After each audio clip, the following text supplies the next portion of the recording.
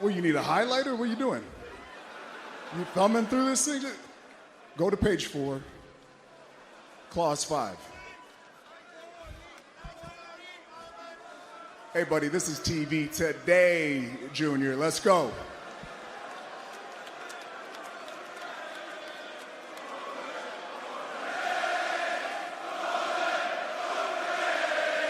Wise man, please, just smarten him up already, man.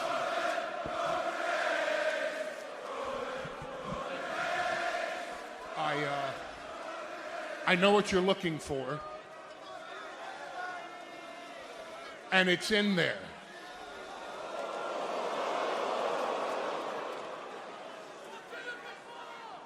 You're closing the show at WrestleMania.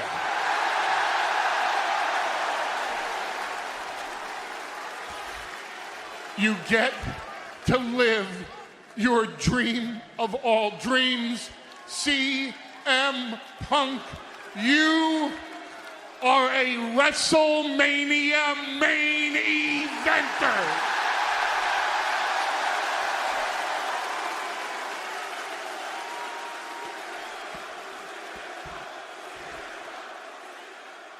In 3, 2, 1, clap. Huh? Benoit balls. I still think Kevin Sullivan did it. I'm Aubrey Edwards. I'm not a wrestler. Tony's quick sniffs of the week. No, just my dickhead friends causing concussions and shit. All right, never mind. JR's barbecue sauce. So good, half the face don't work. With Hogan that close up on the fucking camera reminds me of my racist uncle. I know you ain't listening, but you know who you are, you fucking racist.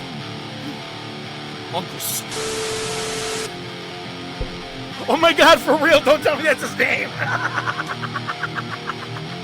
Oh, no way. I was kidding. I swear to God.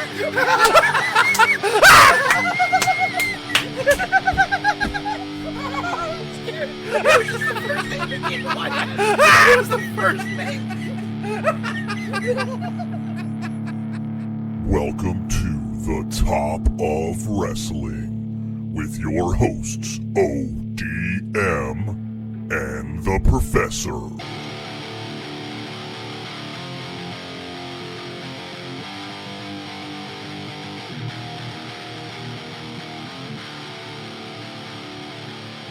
Good Wrestling Day! Professor Mark Fantasia, wanna wrestle? It's the Top of Wrestling Podcast. Welcome back. I'm the Professor, and I'm ready to roll this week because not only am I ready to talk about WrestleMania 2000, not only am I ready to talk about WrestleMania 41 coming up very soon, but I'm also ready to rumble. It is 25 years later to the date, and it's been 5 years in the making with this show ever since we had our very first ever David Arquette hat trick. And I'm excited for this week. He's excited for this week. Ladies and gentlemen, it's OD, ODM, OD, ODM, OD, ODM.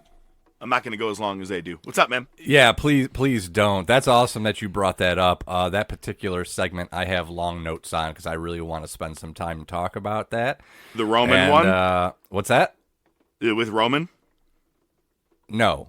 Cody and Cena.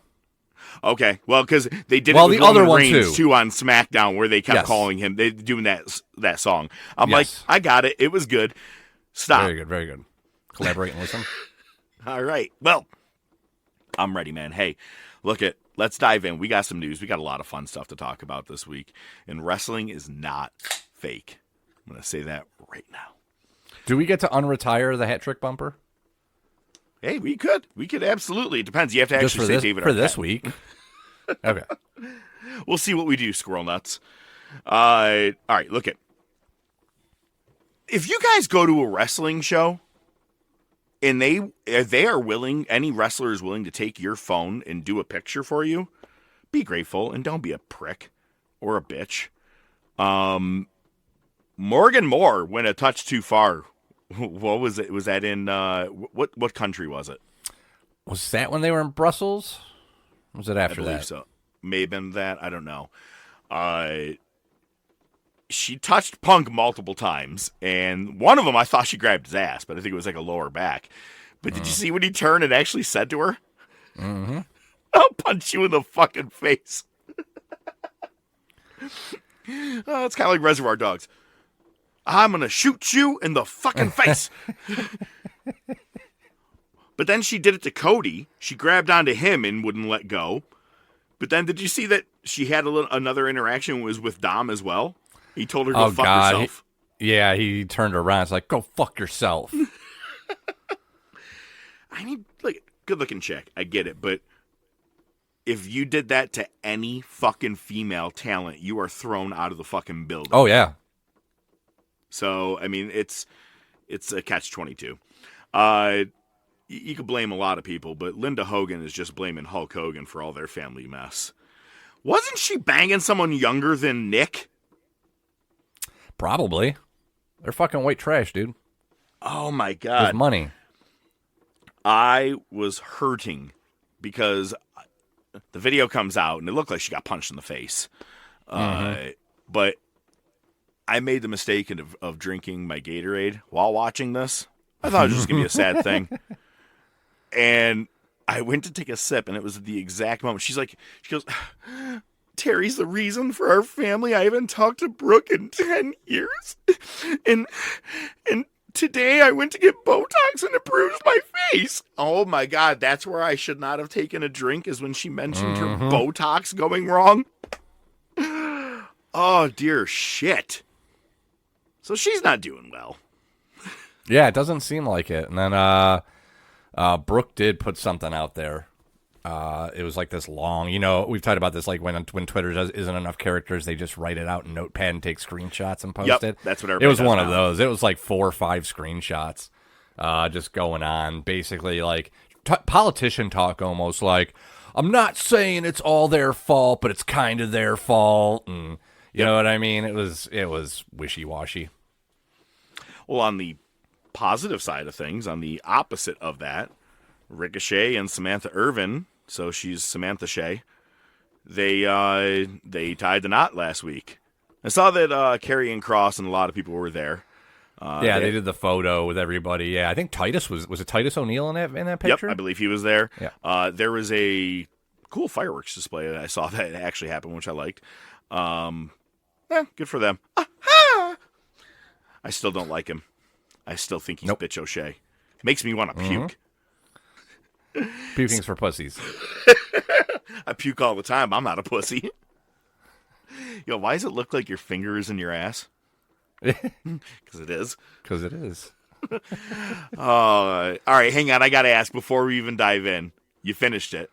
Better than you expected? As terrible as I expected. Actually, yourself. maybe worse. Oh, come on. It's all right. We'll get there.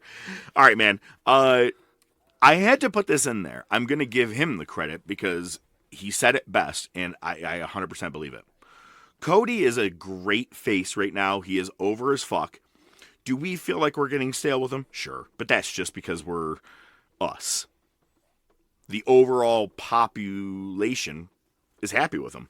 Especially, obviously the kids, the merch. Adults. Everybody loves Cody. Yeah. But how do you take the title off of him without making him look like a bitch? Him losing the title to Cena is the best possible outcome for Cody Rhodes to still walk away as still the very big face of the place, and you don't lose credibility. You lose to John Cena, people are like, you fucking lost to John Cena. You know what I mean? Yeah, definitely. It makes sense. Yeah. It's a good exit strategy. Well, you got to find a way to take the title off of him somehow, and I'm like, I don't know who does that, because whoever does has to be bigger than him, or you have to have the right storyline. I just think this is the correct time to get there. And obviously we're going to talk about what happened on Monday. But I haven't watched any of it on Tubi, but you have the WWE's version of Evolve, which is their real deep amateur Indie roster. show. Yeah, exactly. Yeah. And referee Jessica Carr actually wrestled on there last week as Calyx. She had a black mask on. Kind of reminded me of who's the one that did shoot wrestling on some Sexy Star. She shot on someone in the ring. Remember the one who was in Lucha Underground? Mm-hmm. Kind of had the same kind of mask as that. It's crazy. Not a whole lot of news this week, but one of the craziest things that I did hear, a match is being put into the Hall of Fame. And it's weird, of all matches, any match you could have chose for the very first match to go in the Hall of Fame. By the way, I love it. I'm happy with it. But it's WrestleMania 13, the submission match, Steve Austin, Bret Hart. What are your thoughts? I think it's awesome that Ken Shamrock's finally going to get in the Hall of Fame. No, I'm just fucking around. I mean, it makes sense. We've talked about it possibly being the greatest match in Mania history. I mean, it's certainly up there. Ultimately, and it makes Bret Hart a 3-time entrant into the Hall of Fame. So there's that. But it's got Austin. Austin's still around. Austin can still come. He doesn't have to wrestle. He can just be there. And, you know, it'll probably draw some kind of viewership, which is apparently that important to him. Bullshit Hall of Fame anyway, so it doesn't matter. Yeah, I guess, yeah. I mean, the class is looking pretty decent this year so far. Yeah, it's not this year. Yeah. Saraya, former Paige, is no longer with AEW. That was money and time well spent. Saraya here. Paige here. WrestleMania 34. That did not get old. Every time it came on, it was the funniest fucking picture possible. We used it in a logo, didn't we? Yes. Yeah. But she's open to a WWE return. I could see a possibility of a return for her.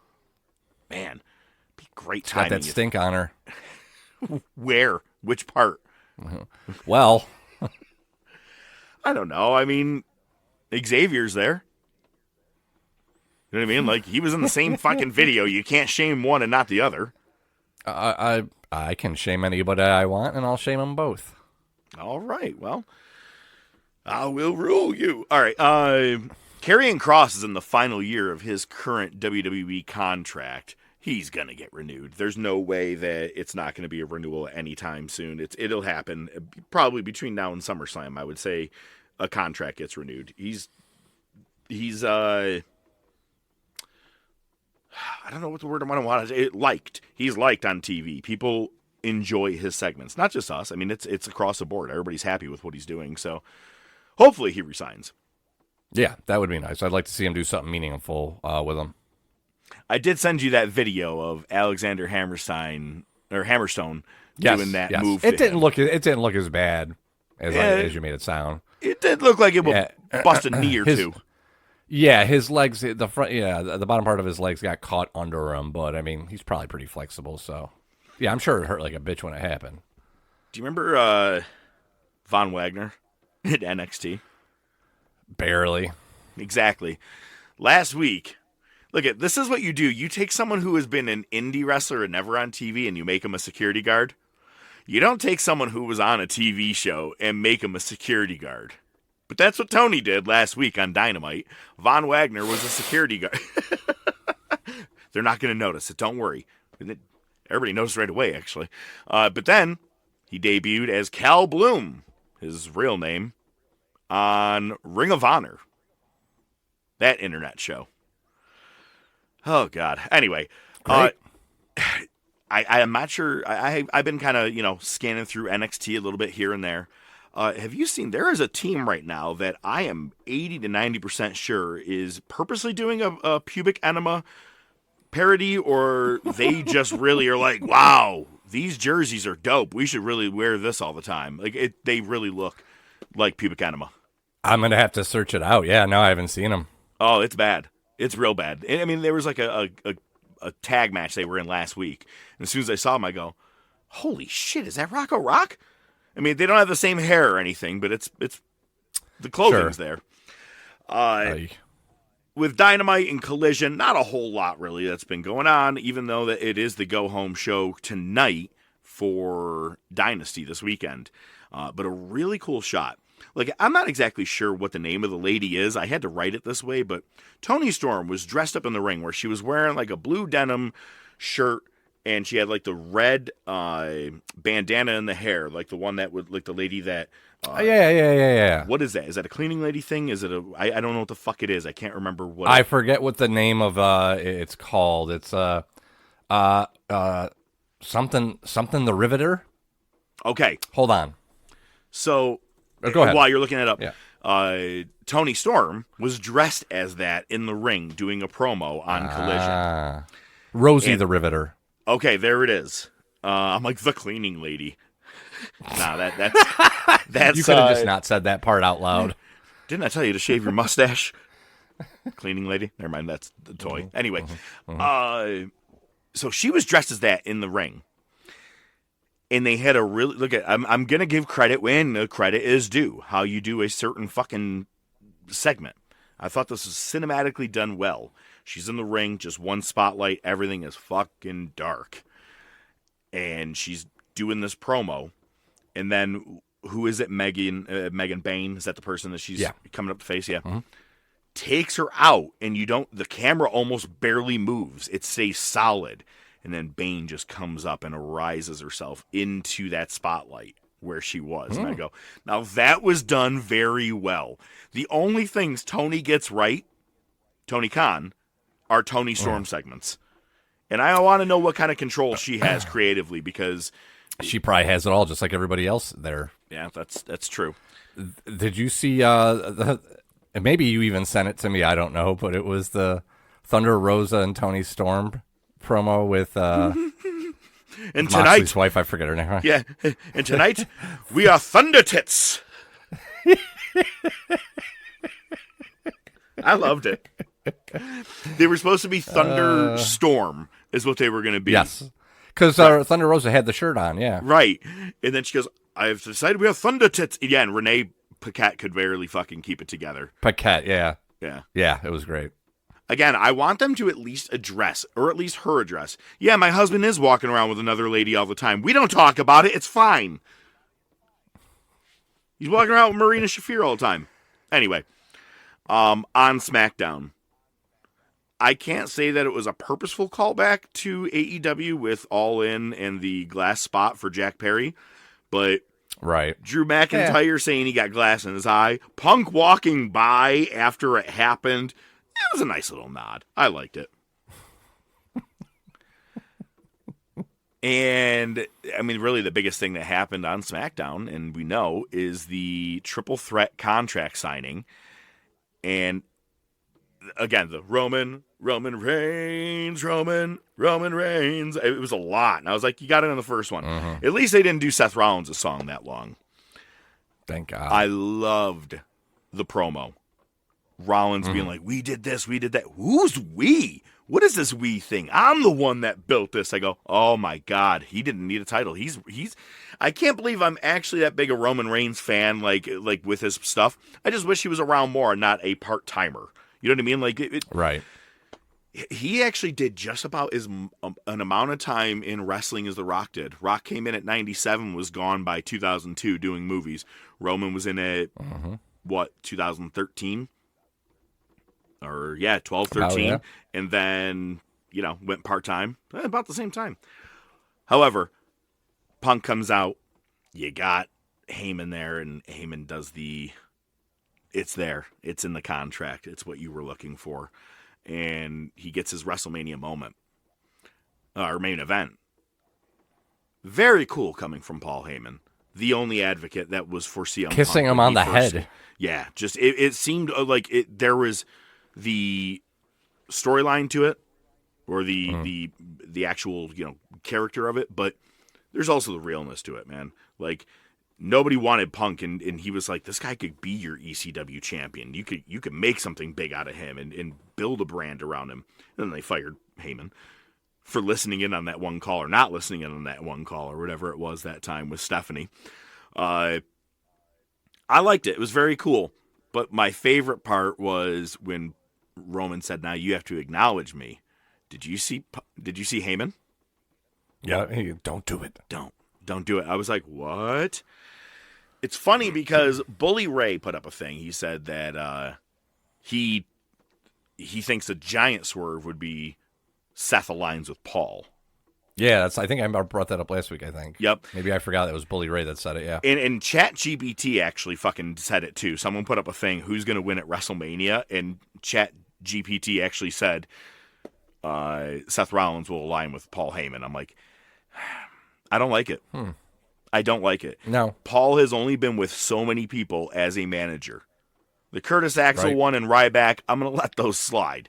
But for the most part, it's Lesnar, Roman, Punk. He hasn't been really with pretty anybody much. else. So I if he did with Rollins, Jesus Christ, that they'd get some hard boos. There'd be really, really heelish boos coming out of that. Yeah. So with that being said, I'm all for this. I anybody who's like, oh, it doesn't deserve to be the main event, I'm in. I'm liking it. I think that Yes. for star power wise, I don't think you're going to want to end a night with Gunther and Jey Uso, which is really funny. They got to stop saying main event of WrestleMania. They got to stop saying if you win the Rumble, you're in the main event of WrestleMania. How about you just get a guaranteed title shot? Because You get a 9 title times out of shot, 10, yeah. you're not even in the main event. I really like the end, though, because he said something about, all right, well, you got your favor. And Punk goes, that's not the favor I asked for, and just left smiling. I'm like, oh, shit. And that So wasn't what's on the TV, favor? though. That part I don't think was on Was it TV. after? That was a part of the after footage that didn't okay. make it because you had to. I don't know why you had to cut off so quick, but it's on Fox still, right? SmackDown. Yeah. Or no, is it on USA now? They quit That's Fox. right. It's That's on right. USA Yeah. now. Yes. Jesus. I don't think it's the favor either. I don't think that was the favor. I think it just got set up in there. I hope that's not the favor. Is that he just wanted him to Well, get him because he that. said what, like when he said what you asked for is in the contract, was he referring specifically to it being the main event? Or did they kind of just gloss over it and kind of assume that that's... So maybe there is something in the contract that's the favor that just didn't get brought to light yet. Either way, he's headlining night one of a 4-night extravaganza, as he said to MJF. You know what I mean? Like, it's Yeah. I'm not trying to be a dick, but he's still not main eventing WrestleMania. Exactly. Oh, God. On Raw, I knew it was going to be a weird wash. It was a weird way of doing it between Rhea Ripley and Io Sky with Bianca Belair. Right. And they still didn't even call the triple threat yet. Finn Balor got a surprising pin on Penta, and it's funny, that stat that's been around. Like, he hasn't won a singles match since like 2023. Yeah. That's It was weird, but it kind of makes sense. yeah. Because it gives them some more momentum. Penta, it was a sketchy finish anyway. Yep. So, But I think we're going to see all four not a of big deal. them: Dom, Finn, Penta, and Breaker, as we said, probably in the Intercontinental title match at WrestleMania. right. We're getting New Day and War Raider signs, which I think that's the only Mm-hmm. match I probably called to a T out of everything. That's the only one I Right. called. Sad. All right, break it down. Go ahead. Cody and Cena. You're a piece of shit. Well, I really like that as soon as Cena got to the ring, before he could even speak, Cody's music hit. It's like, good, let's get through the 5 minutes of entrances and just get to the Yeah. goddamn point Yep. here. And they went. They did the soccer-style chant for Cody, like they did for Roman. So that was cool. I love how they do that.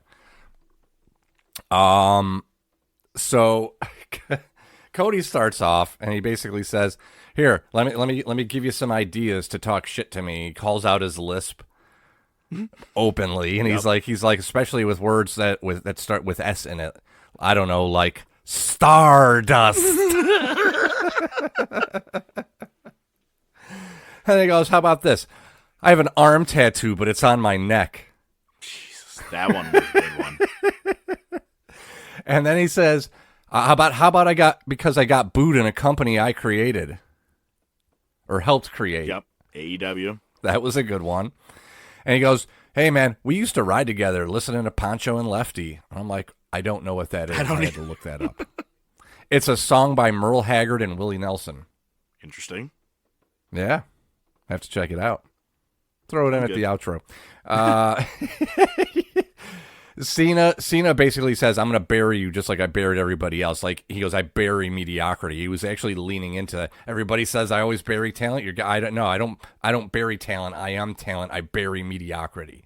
I thought that was a good line, and he fucking leaned into Cody. He's like, "Your ego outmatches your ability," and he's like, he basically calls Cody his chauffeur, and he goes, "You rely on lazy gimmicks like them singing your name to get by. Cody, you give us a generic mix of every wrestler you've ever loved and every TV character you've ever watched. You're a paint-by-number sociopathic Nepo baby that's so into himself he tattooed his wrestling gimmick for the world to see." Jesus fucking I know, Christ. He demolished him. Cody had a pretty good one. Comeback. He goes, "The people chose me. Did the people choose you? No. A guy in the office who's no longer here and we don't talk about it put you there." That got a big pop. Yep. It says, "If anybody's a company creation, it's you, John Cena. You got more dick in that promo than you do in your jorts."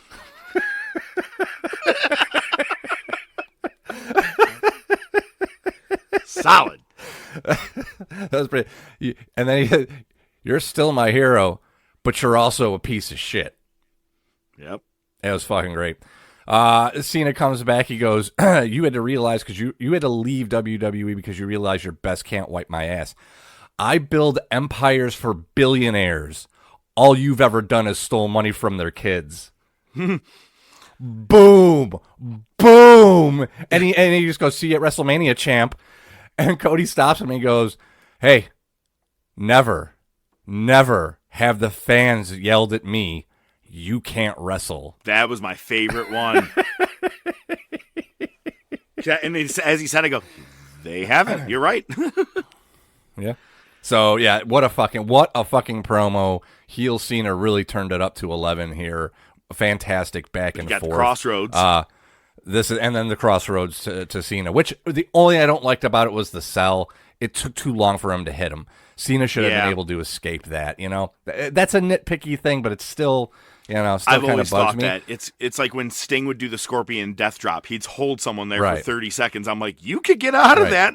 Yeah, you could easily get out. Yeah, this has got to be on the books for promo of the year. I mean, I know it's only March, but Sure. it's got to be on the list. Cena's promos just got more and more solid each week. They just as he's come out, and so that's it. Yep. We're not going to see any more Cena or Cody face-to-face stuff between now and WrestleMania. I guess that's it. Well, from something solid like a promo from Cena and Cody, on to this weekend's pay-per-view. Dynasty, AEW. Here's the card that we know so far, and it's crazy. Only 6 matches have been announced, and that's kind of nuts for a Tony Khan thing, but I also know that at the last minute he does a line and is like, here's a way to get him up to 14. We have Ring of Honor champion Chris Jericho and Bandito. It is going to be title versus mask. For some weird reason, I bet you Bandito gets unmasked. If you can't take the World Championship, you might as well go for the Trios Championship. Cope and FTR are taking on the Death Riders, which is Pac, Claudio Castagnoli, and Yuta. And they're also showing signs of FTR fighting with each other. That's how dumb Tony Khan is. Cope farter. Cope farter. Cope. That's... I forgot. What was he? CM Punk. Oh, the comforter. That's right. Good shit. The TNT Championship will be defended when Daniel Garcia defends against Adam Cole, Bebe. Did you see he actually lifted a couple of weights recently? Oh, nice. His arms look a little Muscles bit bigger. off. He doesn't look like he's a fucking candidate for... Never mind. I still remember that picture. It said Adam Cole and Keith Lee when they were kids. Do you remember that one? The super scrawny white kid. Oh, yeah. Tony Storm defends against Megan Bayne. I assume probably she just got that championship back and everything with Mariah May. I can't see her dropping it. The International Championship is Kenny Omega Speedball Mike Bailey and Bitchishay. So Omega retains because, as we said, in a couple of months, he'll be facing Okada. And as we already know, for that, it will be the Intercontinental Championship. Yes. And Moxley is defending against Swerve Strickland in the main event. All this is taking place from Philly. So if you feel like you want to take that trip, anyway. Pass. Gun. Well, I think we've made it so far. We're doing okay. The rate of recording seems okay. The rate of my heart, can't say is the same. So let's go to the table. Just bring it, bitch! Oh my God! Do you remember a couple of weeks ago, I said it's weird that in the Bloodline game, you gotta like play as Tamina at one point to win something. It's like, now that's a stretch. Right. Well, fuck Tamina Snuka. I'm still stuck on that match. It's rewriting history. It's the first ever women's Money in the Bank match. The one that Carmella wins with James Ellsworth. Yep. But James Ellsworth isn't going to be in this. What you do is you're going to rewrite history and Tamina's going to win. But it's like, first, go get Charlotte in the corner and do this. Now do a heavy combo to Becky. And I got to fight 5 fucking women and do all this shit and still try to go to the top of the fucking ladder and win. I played this one match for 45 fucking minutes the other night because I just couldn't get to the top of the ladder in time, man. I mean, it was a long fucking time. Did you get past it? And then I got knocked off and Charlotte won. Oh, Jesus. I can't get past this fucking match. Fuck Tamina Snuka. She has nothing to do with the fucking Bloodline. Way to go, WWE. Oh, it's annoying. All right, man, what do you got? Nothing. So I don't know if you remember this last week when we were recording. I got a message from Buster during the show. I mentioned it. I was like, "Oh, Buster's messaging me." He was asking me if I knew a mechanic in the Henrietta area, which was weird because I didn't know if he was busting my balls or if that was a legit question. Because Wheezy is an auto mechanic and he works in Rush, which is right next to Henrietta. So I was like, wow, that was really weird. So Buster got a hold of Wheezy and talked to him to set up an appointment for Buster's daughter to have her car looked at. And look at this show bringing people together. Look at that. Yeah, that's funny because Wheezy sent the video a month or two ago and I laughed so hard. And he's like, when they say throw the part in the ahead horn. And throw this throw the horn in, and he throws it just at the engine and closes the fucking hood. I laughed so fucking hard. Oh man. Well, good. We're bringing people together. I like that. Everybody's a happy crew here. I like that. Sometimes. But sometimes. We'll see when we get to our topic later when we start talking about David Arquette and Ready to Rumble. But first, we got to get to the Monday Night Wars. Monday Night Wars!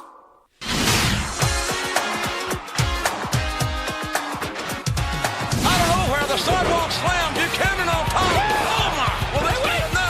Yes. A title can change hands any number of times in this hardcore battle royal, and whomever is the champion at the end of 15 minutes leaves with the gold. TNA with Trish Stratus. Those two men put a smile on her face. King, I'm sure you're envious of that. This should be an amazing offensive display. And the first ever triangle ladder match. Edge and Christian are the new champions. First lady to throw her opponent to the floor will win this matchup. Moolah pull the cat out of the ring. Terrios won the match. 6-person tag action. Kinda cools off the Latino heat. Tombstone. He got his retribution. There's Pete Rose. Oh, yeah. Once again, Pete makes an ass out of himself. Fatal 4-way is underway. A rock bottom. Rock has eliminated Big Show. Pedigree on the chair. I told you, Triple H has eliminated Mick Foley. My God, that was Blake. What the hell did he do that for? Triple H is still the champion. Vince McMahon said he'd make it right tonight.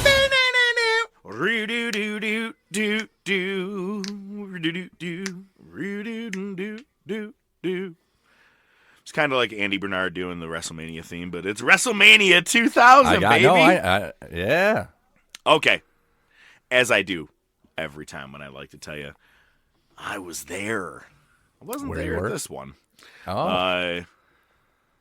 This, I will not go into too much depth, but this is one of those early times when you were like, wow, I got by that boy.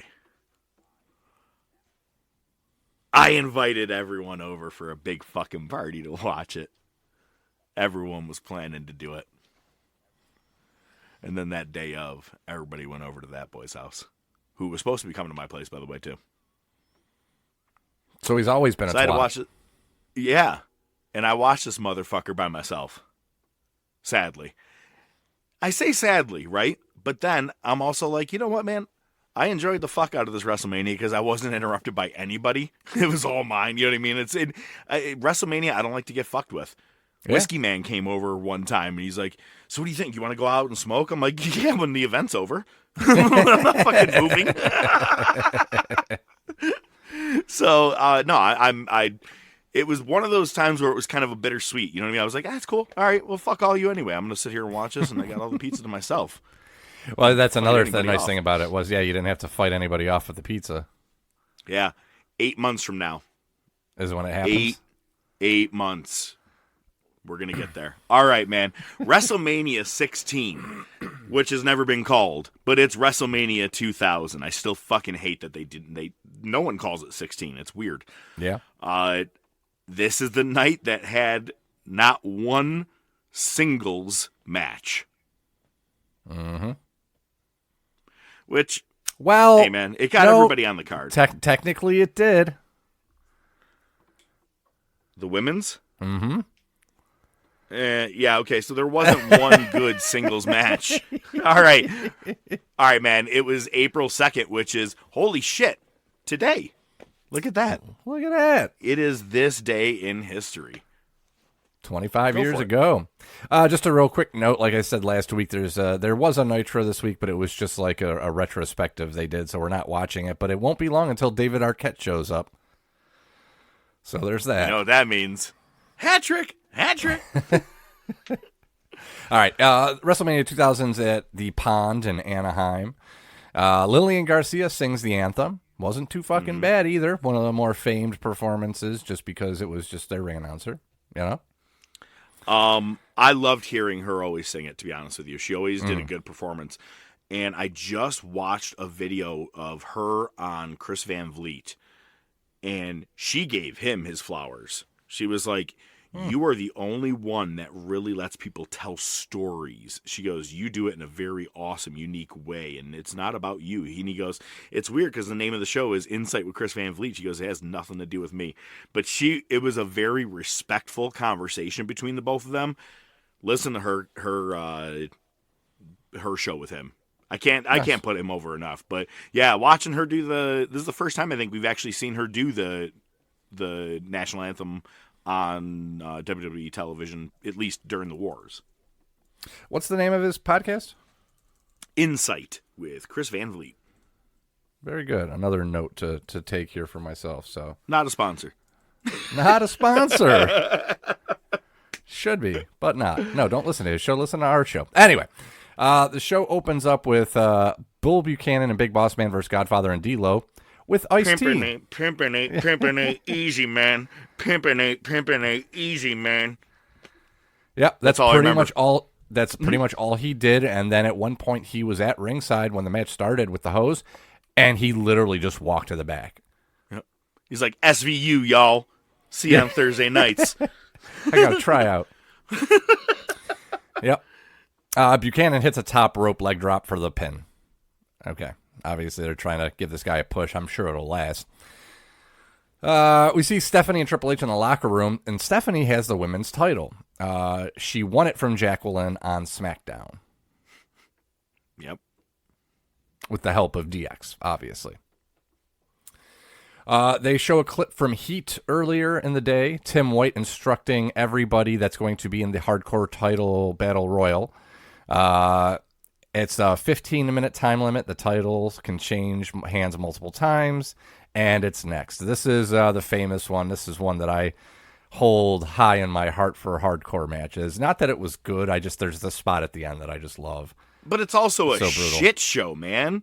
It is a all shit those show. guys, and it's just, I mean, there is a lot of fucking blood in this thing. Lots of blood. The Mean Street Posse get torn to shreds. Oh, yeah. So your participants are Taz, Bob Holly, Viscera, Mean Street Posse, Kai and Tai, Headbangers, Acolytes, and obviously Crash Holly. I am not going over every title change. There was probably like 12 of them. So the infamous spot is at the end of the match. There's like 30 seconds left. Taz has the title, but Crash pins him. Taz immediately gets Crash in the Taz mission. And with about 5 seconds left, Hardcore Holly has a candy jar full of candy, a glass one. Apparently it's JR's. Yeah, right. Yeah, it was sitting on commentary. And just blasts Crash in the head. But it was a fucking shit show of a finish too, because it looked like Crash kicked out, and Crash left with the title, but the ref went and got it from him and brought it back to Hardcore. And I don't think he kicked out. I think the ref thought there was going to be a kick out. He stopped and didn't count. Yeah, it was weird. When he should have. I kind of put this one on the ref, but then they don't even know who to hand the title to after this. Mm-hmm. Yeah, it was weird. Well, Crash just got it and left, and yeah, it was weird. And it was Tim White too, but I mean, again, maybe he's probably just all fucking bumfuzzled by the fucking chaos that was surrounding him. So maybe he got glass. He's probably in his like, eye. if I slap my hand down, I'm gonna slap it on that glass that's right there that just broke right there. Yeah, it was brutal. Well, I think that at one point they actually make a reference, or Jim Ross makes it in the next match. He goes, "That was my candy jar. I use it while we're out here." I'm like, I've never seen you have candy ever out here. Yeah, I think we would tell if you were fucking sucking on a lozenge while you're trying to commentate a match. Put it on the bad side. Yeah. How's it going to suck on it then? You just lets it sit there? It just soaks. Give it a good old mouth soak. I wonder what this candy tastes like. I can't taste anything on this side of my mouth. You got marbles in your mouth? No. Close. Did you say stroke? All right. Anyway, we get a video of the WrestleMania fan access that happened before WrestleMania, so you can see fans meeting with certain superstars. And did you see who was in it? The Undertaker, who is not anywhere to be seen at WrestleMania time right now. He's been off TV next month, since, I think he comes back. I was going to say about a month or so he comes back, but it was a quick little thing where he's doing autographs. He just does like a quick little look at the camera and rolls his eyes. But he's somewhat dressed as American Badass Taker already. Right. Can't wait to hear that. I missed that. Yeah, I missed that. El Snow's in the bathroom, and he's talking to somebody in the stall, and Blackman comes up behind him and says, "What the hell are you doing now?" The toilet flushes, and Blackman asks, "What's in there?" And then just leaves. Then we get a close-up of Trish Stratus's tits. Mm-hmm. Pause. Yeah, I love these monitors I have. They're fantastic. And next we get T and Day versus Head Cheese. And Snow introduces Chester McCheeserton. It's a Mexican guy, I'm assuming, dressed as a wedge of cheese with the ass cheeks cut out. So queso. So you could, yeah. Okay. There you go. TNA win unceremoniously. Snow cuts a promo post-match, and he calls Chester over, but he has to slide him in the ring because he's dressed like a wedge of cheese. He can't get through the ropes. So Snow literally has to slide him underneath the bottom rope. And he apologizes to Blackman, and he says it's time to cut the cheese, and they beat the shit out of Chester. My name isn't Chaz. It's Chester. It's Chester. I was in the chess club. I used to masturbate constantly. Constantly. We go to the locker room. Miss Kitty is buck-ass naked. Her phone rings. Kitty asks Mae Young to answer it. And basically, it's just the gimmick where you keep thinking you're going to see her naked, but they hold something up conveniently to block out. 2 bottles of water that were purposely placed right in front of her tits. Yeah. Oh, and then She's like, what about this little thing? She's like, how about this little thing? It has like a little pussy cat, putting it right in front of her crotch. And they're like, oh, look at that little thing. I liked it. Oh, I wasn't mad at it. I'm just saying. Anyway. I thought it was punny. It's pun for the whole family. Next, we get a match that to me is kind of like just the next progression in this beautiful thing we've been seeing in the tag division in WWE. It's the Dudley Boys versus Edge and Christian versus Hardys in a tag title ladder match. And my typical note, some matches you just watch. It was the WrestleMania. Yeah, I was going to say, we could talk about each spot, but they all kind of speak for themselves. Yeah. Devon is my favorite seller always. He always looks like he's convulsing when he falls from up high. It's really like Jeff Hardy spot fest more than anything. Pretty much. Yeah, pretty much. Definitely. WrestleMania debut for all three teams. Yeah. And I think I've talked about this before, but there's a YouTube channel that's out there. It's called WWE Vault, and they just put out pre-show matches for WrestleMania that you never really get to see. It was like a compilation of all pre-show matches, but also hidden backstage things from WrestleManias, and it was all six men coming back from the ring and getting a standing ovation from all the wrestlers right there in the back. And everybody be like, "Are you okay?" And they're like, "Yeah, I feel good." And like China was one of them. She goes up to Matt Hardy. She's like, "Are you okay?" He's like, "I feel great." I'm like, "You won't tomorrow, but get You won't remember. I actually just saw that. Yeah, it's pretty cool. But yeah, Edge and Christian win the titles. So there you go. Yeah. And it's crazy to think it's their first reign. That both Hardys and Dudleys have had a reign, and Edge and Christian haven't. Mm-hmm. Absolutely. Next, we get our special cat fight match. It's the first person that gets thrown. First person to throw their opponent out of the ring to the floor will win. Val Venus is the ref. He has his towel is striped like a ref shirt. He says the Big Valboski and Mania have a lot in common. Both are the single largest extravaganza of all time. Both get your blood pumping. The only difference is, while Mania only comes once a year, King goes, I know what's coming next. Valboski comes every single night. So it's Terry with the Great Moolah versus Miss Kitty with Mae Young. Val Venus has to pull Terry off. Miss Kitty picks her up, holds her like cradling her. Terry kisses Val Venus. Val Venus looks over and sees Miss Kitty, just drops Terry to the mat and goes over to kiss Miss Kitty. Mae is on the apron. She's trying to take her top off. Val Venus is fighting her to prevent that. Terry gets dumped to the floor, but ref didn't see it, so Terry gets back in. Mae goes after Moolah. They end up in the ring. Mae Young kisses Val Venus. Terry goes to the floor again. Moolah pulls Miss Kitty to the floor, rolls Terry back in. Val Venus sees it and calls it. Mae hits a Bronco Buster to Great Moolah, and Kitty tears Terry's bodysuit off. Sounds like the worst porno of all time. Pretty much. No happy endings here. Come. Next year. Jesus. Come harder. Got to pay extra for that.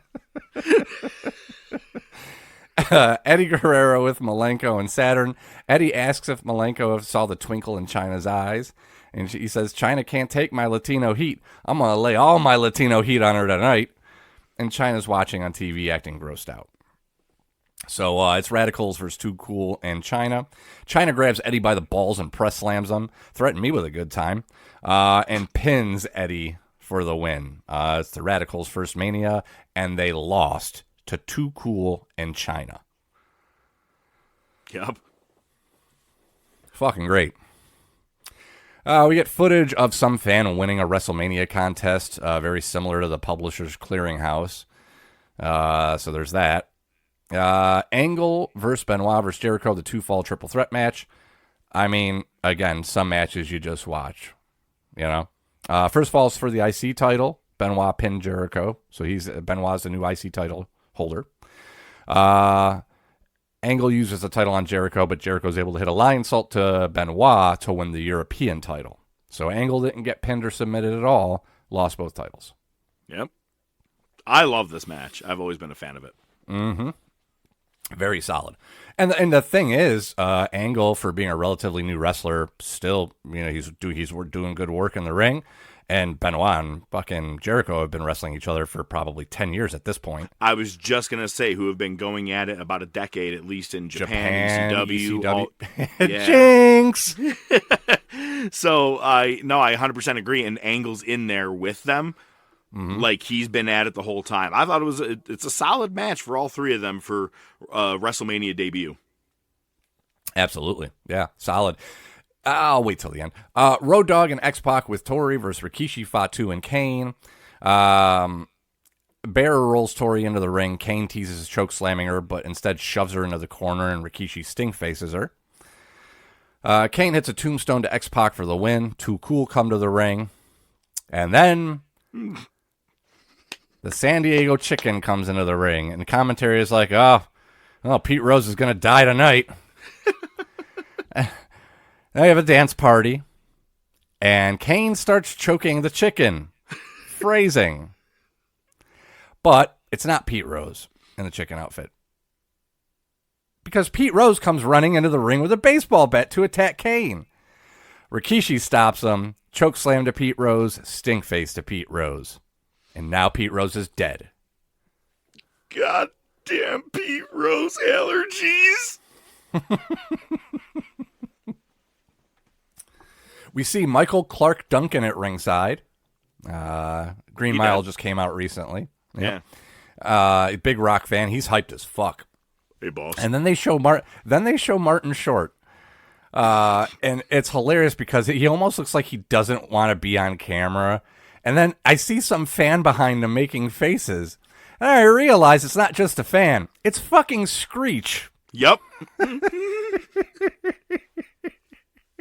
Fucking Dustin Diamond. And it's Martin another Short one. Looks at him R.I.P. like, what the fuck are you doing back there? Who's gonna tell Whitney Houston?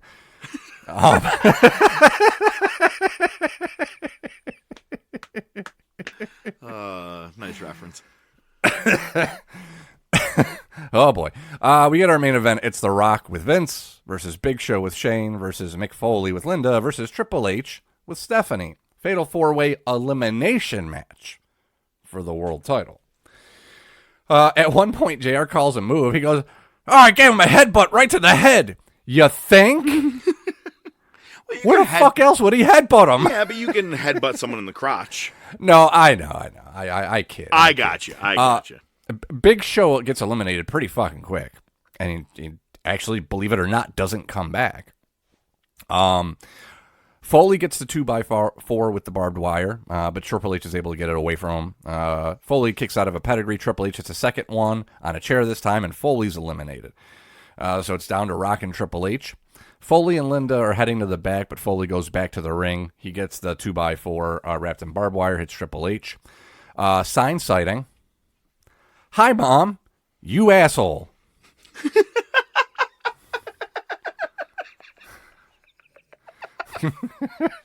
They might be estranged. Yeah, maybe. Hi, Mom, you Rock puts Triple H through a table or through the announce desk. Vince rolls Triple H back in the ring. Shane comes out, attacks Vince, hits him with the monitor. Vince is taken to the back by the Stooges. And then he's back about a minute later to take Shane out. Vince gets a chair, rears up to hit Triple H, but hits The Rock instead. Rock kicks out, though. So they do it again, and Triple H gets the pin this time. Stephanie and Vince hug. Rock comes back, rock bottom to Shane, then to Vince, stares down Stephanie. She slaps him, and he promptly hits the rock bottom to her, then the people's elbow. This is a tale of the same Mania, where there was some really good shit here, and there was some really bad shit here. And what's funny is I just realized they did the same exact finish for Rock and Austin the next year, where beats him with a chair, goes in, 1, 2, kicks out, only for them to do it one more time, and they get the pin again. It's like they did the exact same fucking finish as they did right here. It's annoying. Fucking Vince. Yeah, I was not happy with the ending of that Mania. I remember I was like, oh, fuck. And it was like, to me thinking, I was like, I think it's the first time when you really think about it, go through the end of WrestleManias, let's say 5 through 16. Generally, a face ended the night with the championship.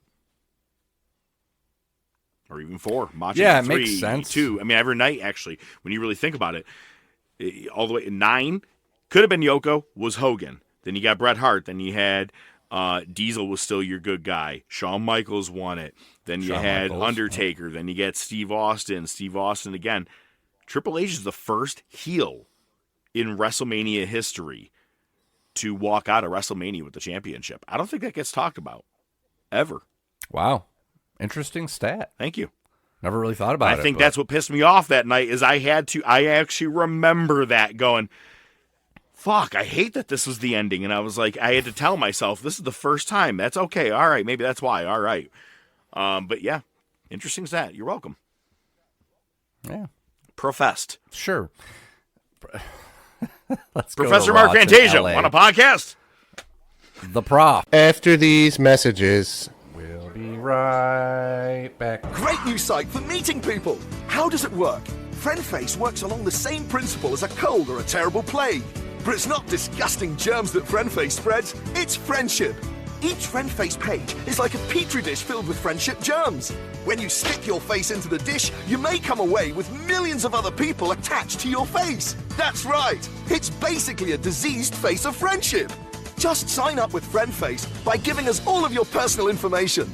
And we'll provide a web page where you can meet new friends, catch up with old ones, and maybe find that special someone. Don't think about germs now. That analogy's over. Now it's just love and companionship and everything's fine. We own everything you put on FriendFace. It says so in the terms and agreements. But don't worry about that. We won't use it to do anything bad, we promise. Just think about love and companionship and everything's fine. FriendFace. FriendFace. FriendFace. Hashtag not a sponsor. Raw's in LA. Shane comes to the ring. He wants to apologize to Vince. He says last night was his father's greatest accomplishment. He's proud to be his son for what he did. And I want to face The Rock tonight. But Triple H and Stephanie come out. Stephanie selling her injuries from The Rock. She goes, I'm a woman. I'm 135 pounds. Yeah, I slapped him, but he deserved it. My neck and my back. Was she shorter? Just goes on a little rant. Was she shorter and... She was shorter and squattier. I almost said... Goddamn right. I almost said squirtier. Squirt. Hey, if you're lucky. Triple H says he wants The Rock tonight. Not for the title, though, of course. Vince comes out, hugs Stephanie, then Shane. Vince says, well, we have a problem because Shane, Triple H, you want The Rock. I had a match in mind for The Rock tonight against me. Vince calls out the fans for being fakes and get asshole chants. And Vince says, I've never been called that by so many assholes before. It's a pretty good line. Good line. So you get Jericho with Chyna versus Eddie for the European title. Eddie cuts a promo on the entranceway, tells Chyna she wants some Latino heat. We got a really shitty-looking ref bump. Jericho goes for the pin. Chyna comes in the ring and counts 3. Raises Jericho's hand. Hits a DDT on him. Rolls Eddie on top. And Eddie wins the European title. Yeah. Show it to her. So, yeah. I mean, they just fucking took off running with this one. Vince is with Stephanie in the locker room. Stephanie wants to talk about Triple H because Triple H wants to face The Rock tonight. It's just creepy seeing the relationship between Vince and Stephanie, especially now. And then they kiss each other on the lips. Yeah. I mean, hindsight, it's... What can you do? It's your dad, I mean, sin's the father. Yeah, but my dad says I'm the best at it.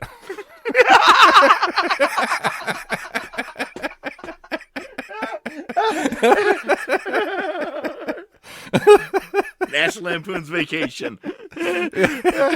Everybody French kisses.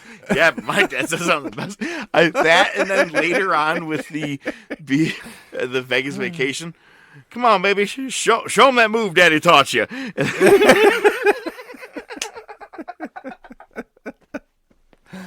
Oh boy, it's Road Dogg and X-Pac. You got me on that one. Sorry. Ew. Road Dogg and X-Pac versus TNA. DX wins. Kurt Angle's complaining to Fink about, not being pinned or submitted but losing both titles. And Fink says, hey, tough break. And Angle chokes him out. All right, next you get Taz versus Benoit for the IC title. Saturn tries to interfere. Taz cuts him off, and that allows Benoit to win. Oh, this is where things start getting weird. Shane's with the Big Show, and Shane gives Big Show props. And Show says, hey, man, we're still friends. I got your back, but I kind of like it out here in Hollywood. I'm going to go see what I can do out here in Hollywood. And he leaves. Okay, there's more to come, unfortunately, on that. Cole's in the ring, calls Edge and Christian out. Edge cuts Cole off. They boot him from the ring. Lawler says, Cole shouldn't be on camera anyway. Edge puts the match they had at Mania and themselves over. They call the Hardys out to congratulate him. Edge calls them Young Bucks, which is just fucking hilarious. Yeah, I wonder if that's where they got the name. They're like, we want to be the Hardys so bad anyway. Pretty much. Christian says, no shame in being second or third best. Then the Dudleys come out, and it's a brawl. Eddie brings China to his lowrider. That's not a euphemism. And the best part is we get reminded that China actually speaks Spanish. So China's just speaking Spanish to Eddie. Oh, my God, that's right. They did that like 2 years ago. They just had her randomly speak Spanish to the Los Maricos. Yes. That was fucking great. Let's see here. Next, you get Big Show versus Rikishi Fatu. Big Show tries to do the worm. There's a DQ, and then Show just bounces. Like, he literally, like, it's one of those things, they pinned him. He immediately rolled out of the ring and just walked to the back. Fuck selling. I'm going home. Yeah. Let's see. Vince is with the fam and says, all right, shortest straw gets the match against The Rock. Shane draws it. Vince and Triple H are like, all right, cool. Let's leave. It's just funny that all three of them are trying, like, well, I want to face them. Well, I want to face the Big Show. And Vince is like, tough break. All right, we'll see you later. Like, it was just funny that they just kind of turned it on Shane. Let's see here. Show's back in the ring. He's cutting a promo. Says, there's more to me than my size and my ability. You saw me on Saturday Night Live. You know I'm a funny guy. I'm entertaining. Sometimes I feel like dancing. And he says, hit the music, and it's Too Cool's music, and he does their dance. And then they just cut the music on him and cut away. I want to dance. Seriously. Let's see. Crash versus Hardcore Holly for the Hardcore title. Acolytes run in. They help Crash win the title back. Mean Street Posse come out trying to win the title, and Crash just powders. Triple H is with Shane, and he's like, listen, man, I know you're a good wrestler, but here, I just want to give you some advice about you facing The Rock tonight. You know, when The Rock rears back and he's about to... you know what? Rock's actually faster than you. All right, well, when The Rock, when he's about to kick you... No, The Rock's actually stronger than you. You know what? You'll be just fine. He just leaves. It was fucking great. Big Show's with Brian Christopher, asking if his dancing was that bad. Christopher says, yeah, it wasn't that bad. It wasn't that good either. And Big Show puts him through a table and steals his fake dreadlocks, bandana, and sunglasses. Yeah. Next, you get Val Venus versus Kurt Angle. Angle cuts a promo on a ramp about losing his titles and then about having to wrestle a film star. And I brought rubber gloves to wrestle you, so I don't have to touch you. Val Venus jumpstarts the match. Angle wins with the chicken wing.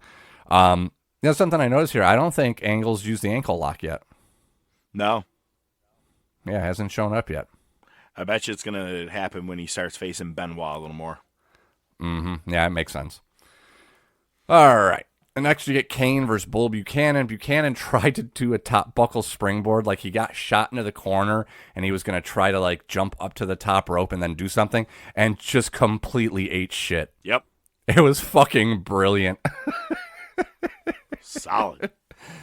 Kane wins quick. Boss Man beats Kane with a nightstick. 2-on-1, they handcuff him to the buckle and beat the shit out of him. All right. So it is going to be Shane versus The Rock. Vince comes out after Shane. Vince, before Rock came out, was talking with the ref and Lillian Garcia. And they mentioned that he was, but they never bring up what he said.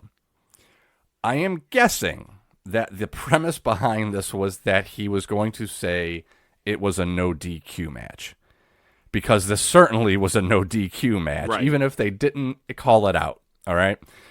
Shane tries to powder immediately. Rock stops him, but as he gets to the top of the ramp, Triple H comes out, beats Rock down, brings him back to the ring. Vince gets some shots in. Rock sets up the people's elbow. Vince is on the apron, so Rock hits Vince, but clips Hebner as well. That allows Triple H to hit the pedigree on Rock. Rock kicks out at 2. Triple H distracts the ref. Shane holds Rock up so Vince can use the title. Rock's able to reverse it, though. Triple H back at the Rock. Still no DQ called. Triple H shoves Hebner to the mat. Rock bottom to Triple H. Rock covers Triple H and Hebner counts 3. Can I remind you that this match was not against Triple H? It was against Shane. It's wrestling. It's the Attitude Era. No one's paying attention. Jesus fucking Christ. That's it. Good night, folks. Definitely a Nitro type finish for that match. Yeah, it was pretty janky. Yeah. See, when I see Shane wrestle, I'm like, he's the best wrestler. He's the bestler. Better than all the wrestler. Let's go to the topic.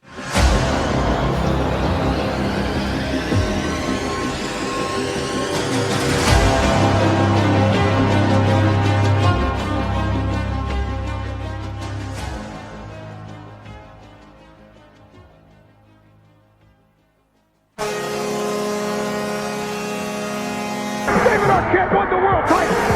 David Arquette won the world title! He can't believe it! David Arquette won the world title! Hat trick. Wakey, wakey, hands off, snaky. Smells like poop in here. Daddy just made you his shithouse bitch! Give me what's mine, you slimy ass freak! You can't... I think you're sexy. I mean, Gene, really, I do. What the? Look, the diamond upside down is a pussy. Come on, King! Wrestling's not fake!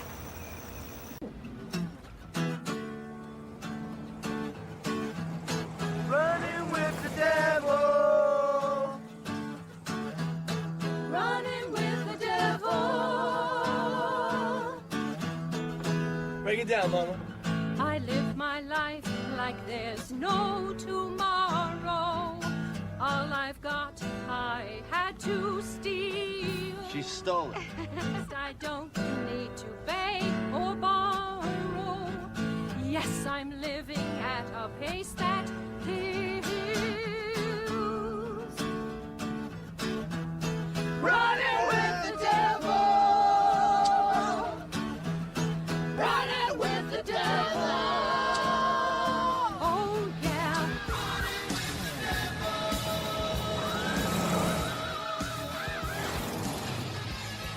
Ready to Rumble. Not Michael Buffer. Not that version. Although he did kind of coin the main phrase, but we're talking the movie Ready to Rumble. And it is a WCW star-filled extravaganza. It's just everywhere you look, there's another WCW guy. You said you were holding your opinions until we got to this topic. I'm not sure. I'm sure you're just going to go, it sucked, good night. Like a fucking dickhead Ruxin type of dick you are. But I want you to actually give me what you really feel. Mr. Rexon. What are your real thoughts? Come on. It can't be as bad as you would really want to think it is. All right. Well, we got a nice smattering. Did you laugh? Once or twice? Then it did its job. Okay, go ahead. And I we got a little smattering at the beginning, which was nice. Got to see Gorgeous George and Macho Man even, so that was cool. There was the point where they went to the Nitro Girls dressing room. Got a nice TNA shots there, so that was nice. Again, these monitors are good. Rose McGowan. Yeah, Rose McGowan. She's not too bad herself. The main character, the King, he when he gets to the ring for the first match in the beginning, he started rock rapping for reasons. I'm the king of rock. There is none high. Sucker MCs, you call me sire. To burn my kingdom, you must choose fire. I won't stop rocking till I retire. It's a Run DMC thing, man. Yeah, no, I wish somebody would have just set him on fire and just ended the movie right there. They end up... it's not even a pay-per-view! Yeah, right. They have to hitchhike, and they get a ride from these nuns. And wait, hang on. Wait, you got to remember, not only are they hitchhiking, they're sanitation workers, and they're fucking shit-filled tank. like the tank. They're eating food next to it, and the fucking falls. Oh my god, it's gross. I'll get back to that in a second because I kind of want to actually close with that. So the nuns, they're singing songs, and the two main characters are singing along with them, and it's like, running with the devil, and the nuns start singing running with the devil. That was pretty funny. I did get a chuckle out of that. And then they get off the bus, they get dropped off in Atlanta, and this to me. I was more insulted as a fan of comedy. I felt like the joke was written poorly. They didn't carry it out right. Basically, the one guy's like, "How much did you fart while we were in there?" He's like, "None at all." What about? I thought it was you. He's like, "Nope." He's like, "Wait a minute. So the nuns were farting?" Like, they could have played off of that more. Nuns. Yeah, it's just. I thought that was funny. The premise was funny. The execution sucked. And when they get off, when the nuns drop them off, there's this guy playing the King video game, and he's a hacker, so he can help find the King. And he's the Shermanator from American Pie. Oh, okay, another shitty movie.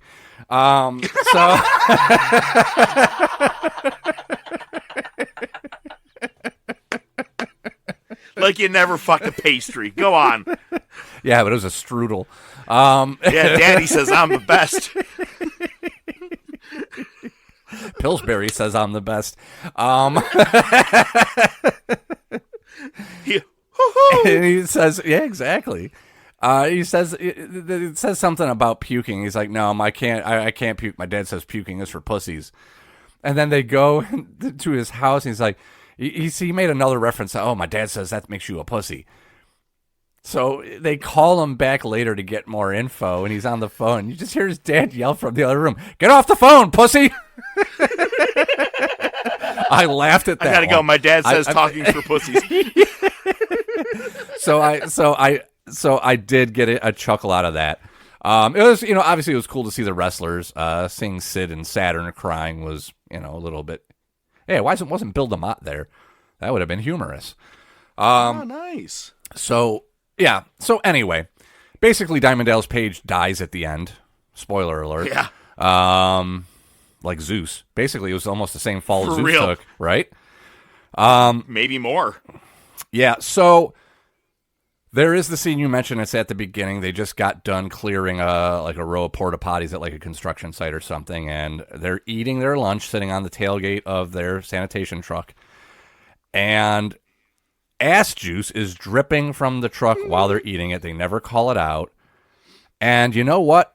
The best way I can sum it up is stop the movie right there, because it sums the whole movie up perfectly. It's the drizzling shits. It's wicked. No, man. WWKD. What would King do? Man, that rocks. Yep. Yeah, and there's a couple kids' rock songs in there, so that's got that going for it, too. Yep, Cowboy and Ball with a Ball. And then what was the song at the end that they did a cover of? We Will Rock You, I think was it? so, yeah. Here's a list of cameos that you're going to get. Did you see John Cena in there when he was working out? I did. Good, all right. I did. Yep. So you got Gordy, who is David Arquette. Oliver Platt is Jimmy King. And I love Oliver Platt. He's always been just... He plays a fucking drunk really well. You ever seen the movie Digstown with James Woods and Louis Gossett Jr., where he's like an old retired boxer? Oliver Platt's a drunk asshole in that, too. He works out really well. Oh, okay. But you got Rose McGowan. She's Sasha, and this is taking place in Cheyenne, Wyoming. Titus is, what's that guy? Joe Pantaleone or something like that. Yeah, Joey Pants. Goldberg, DDP, Mean Gene. Do people think I'm sexy? I think you're sexy, Mean Gene. Really, I do. Booker T, Rey Mysterio, Billy Kidman, Sting, Bam Bam Bigelow, Chuck Palumbo, Perry Saturn, Mr. Perfect, or Kurt Hennig, Conan, Charles Robinson, Tony Schiavone, Mike Tenay, the Nitro Girls. And it's funny because you have all these Nitro Girls, and they're like, well, we got to put some star power in there. We're going to use Rose McGowan. Right. Van Hammer. Van Hammer, yep. Hoovy, Sid, Prince Iaukea, John Cena, and Macho Man. And Gordon That's Church. all the ones I had there. Okay. I think that there are a lot of great moments. Like you named some funny things there. Meeting after they see that the pussy kid, puking is for pussy or for pussies. He's like, well, the queen lives at this place right here, and they go to like an old beat up fucking shack. And I can't think of the name of the actress who plays Eugenia, which is Jimmy King's ex-wife.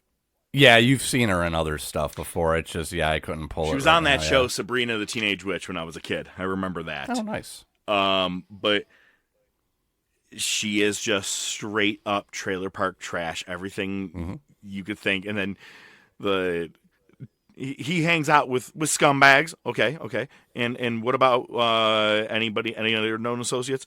Gwen, she's a whore. Okay, scumbags and whores. Okay, great. Kicking him in the dick. Did you see the bloopers at the end of the movie with him getting kicked over and over? It's a part of the credits. And it's the many different times that like she kicked him in the dick doing like that scene. It was pretty funny. The farting nuns I thought was hysterical. The allergies, I know I mentioned earlier. You can't cry, man. You can't cry that Jimmy King lost his fucking his belt. You just got to blame it on the allergies. Oh shit, what was the other thing I had written down? Where is it here? Huh. Wacky wacky, hands off Snaky. Yeah. Like, what the fuck? I know. Oh my God, he's dressed as a woman. And he's like, are you guys the lovely boys from the pharmacy? Thank you. I need it for my husband's medicine. Wait, knock knock. Who's there? Jimmy King in a dress. Oh my God. The one guy, Sean, he's in the Ocean movie, Ocean 11, 12, 13. Yeah. He's in that movie. I don't even one know of the brothers. Name. Yep. Yeah, the one with Casey Affleck. Yep. The ones that like the big monster truck, and he had like the little toy truck. Yeah. Yep. Always fighting. I'm gonna drop you like second period French. Yep.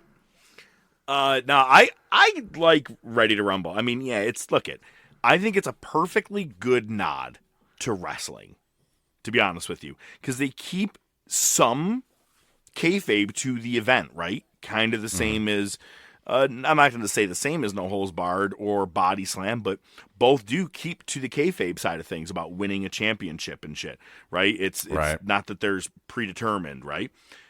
DDP had to actually beat the fuck out of Oliver Platt to go over, a screw job, if you will. So, right, yeah, I think that it's a decent nod to wrestling. It's funny. It's childish, dumb funny, man. It's a fucking David Arquette movie. You get exactly what you think you're going to get with it.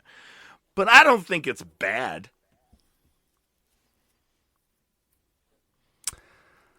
Yeah, I mean, you're entitled to your opinion. Oh, fuck off, dude. You would never watch this again? Read a book, bro.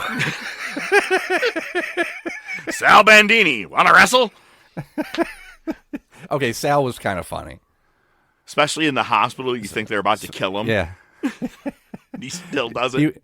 He was the Stu Hart of the piece. Oh my God, you're right. Yeah, I'm gonna beat the fuck out of you. Yeah. Oh my God, I never realized that. He has Stu Hart in this movie. Yeah.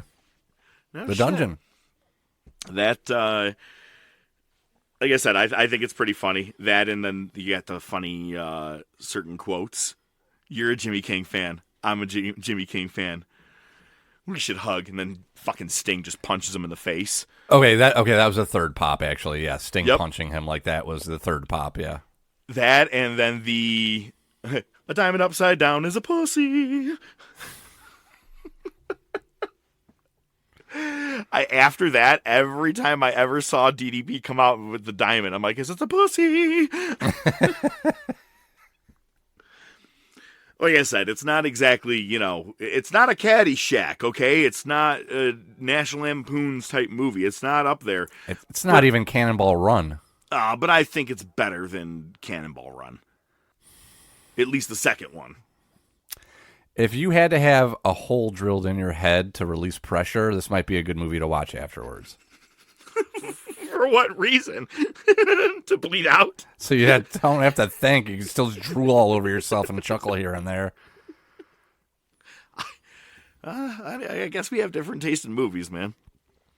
Sometimes, yeah. Sometimes for sure. You know what would be cool is if I suggested a movie to you for like 6 to 8 months and you still didn't watch it. Oh, no, we did. Yeah. Hateful Eight. Yeah, pretty much what I do with everything you suggest, yeah. And now we some see of why. It's good, some... Ozark was a hit, that was good. That was a good one. Yeah. Fucking shark ate me. I'm not watching Billie Jean Part 2 though. Is there a Billie Jean Part 2? I have no idea. There was another movie you talked about where the guy was like an aspiring musician. He rose quick. What was that one? And then they did a second one because he died, or they thought he died and he wasn't dead. Eddie and the Cruisers. Jesus Eddie and the Cruisers. Christ. That's right. We're talking classics. Yeah. Well, you call this a classic, so no. I think this is a cult classic. Crack classic. Whatever, man. You just read a fucking book. All right. Next week when we get back, we're going to be doing the final edition of today's top crop, and it's the tag team edition. Way less. We don't have 64. We got 32. It's going to be a much easier one. And then in a couple of weeks, it's going to be, man, we got WrestleMania coming up, so we're going to be talking about that. Our predictions for both nights, not to mention kind of looking back at some of the past WrestleManias. What was the show stealer? What was the stinker of the night? I thought about that when we do that kind of countdown or that little list.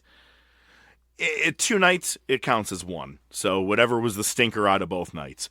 So the night that, what's his name?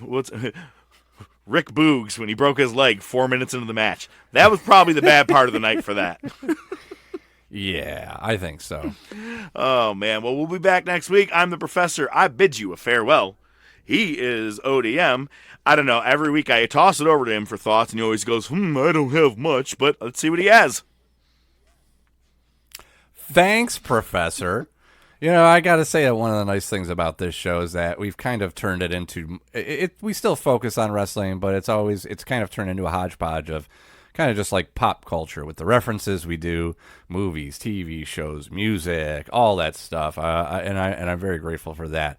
Even if it means I have to watch pieces of crap like this. Don't ever waste my fucking time again. That's 2 hours of my life I lost. There's a big glare coming off your forehead over there. Squirrel nuts! The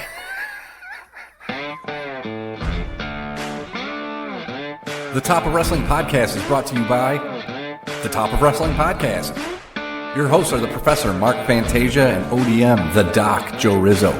Feel free to reach out to the show by email at thetopofwrestling@gmail.com, on their Facebook page, Twitter page, Instagram page. Remember to subscribe, like, and share. You can listen to the show on most popular platforms, including iTunes, Spotify, Podbean, Amazon Music, Pandora, and YouTube.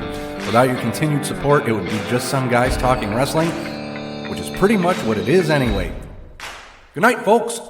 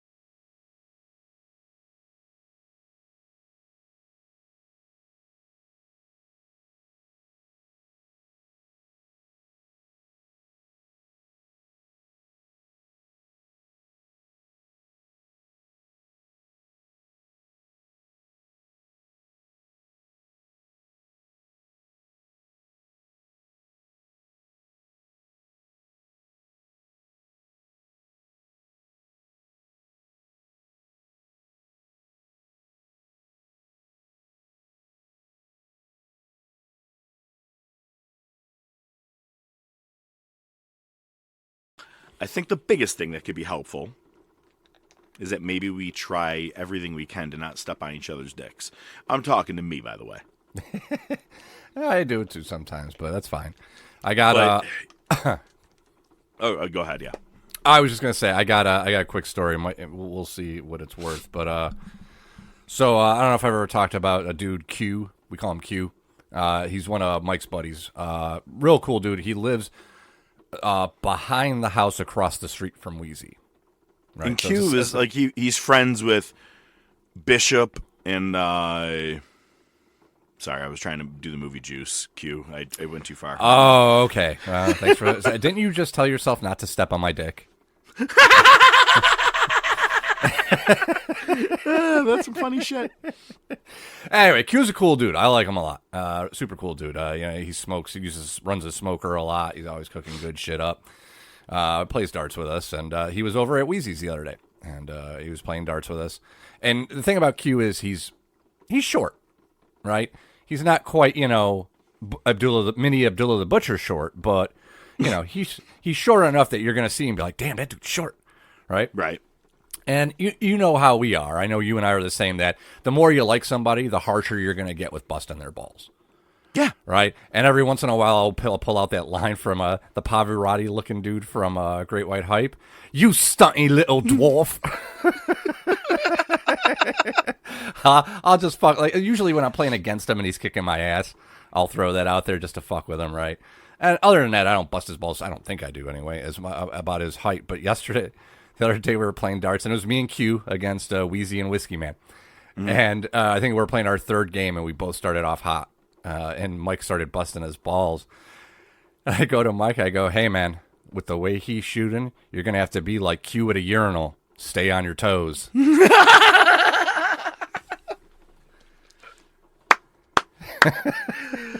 33 1/3. Yep.